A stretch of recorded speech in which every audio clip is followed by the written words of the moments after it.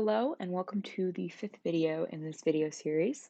Today we're going to be talking a little bit about thesis statements, how to guide the creation and refinement of topic sentences with your clients.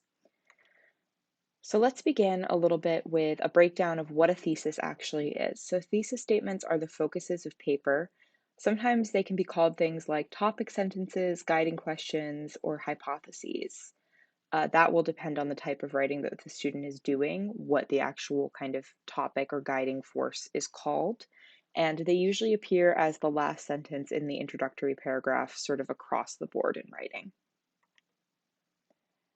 So, as mentioned in a previous video, writing the thesis is a really good place to start with your clients. It gives them an idea to build on, and some professors may even require students to turn in working theses before they move on to a first draft. This is especially true, I've found, in like longer format research papers. Professors want to make sure their students have a really solid foundation before they go through all of the work and the effort of researching and starting a first draft. Beginning with a very formulaic thesis is a good place to start.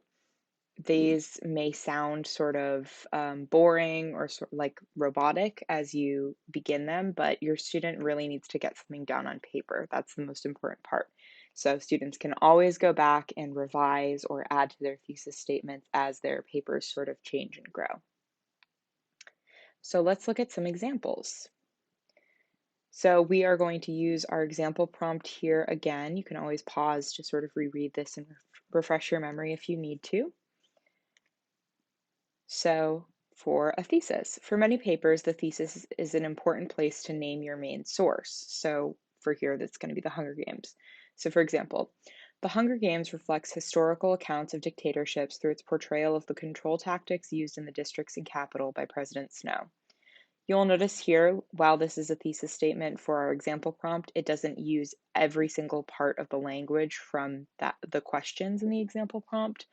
This is because the questions are similar enough that this statement covers the basics of all three.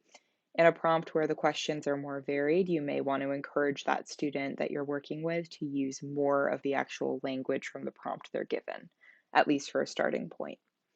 So let's look at now an example of a guiding question. This is essentially a thesis in question format. These are usually used in research writing and may look something like, how has the political structure of the United States affected the funding of public schools? So this would be what they would be continuing to research. And then finally, like a hypothesis. So many of us were taught how to write a hypothesis in middle and high school science classes that usually looked like using the formula if X, then Y, because Z. Even though this sounds, once again, pretty simplistic, it's such a good place to start and can be later revised to be more complex.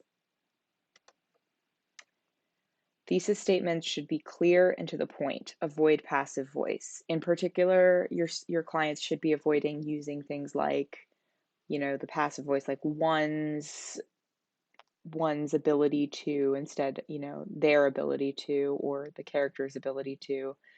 And they shouldn't be using words like could or may in their thesis statement. The whole point of that statement is that they're making a strong, um, they're clearly attenuating a strong idea.